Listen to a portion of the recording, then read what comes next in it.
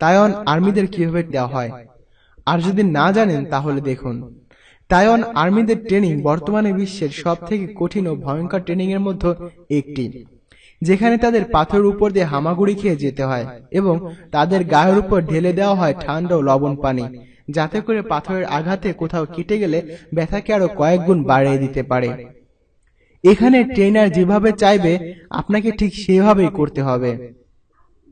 এই কাজ করানো হয় তাদের এটা বোঝানোর জন্য যে তাদের কাছে এই কোনো কষ্টই না দেশের জন্য। বন্ধুরা, শুধু তাই নয়, তাদের যে প্যারেড করানো হয় তাও অদ্ভুত রকমের, হয়তো আপনি এর আগে কখনো দেখেননি। কয়েকটি দেখে নিন।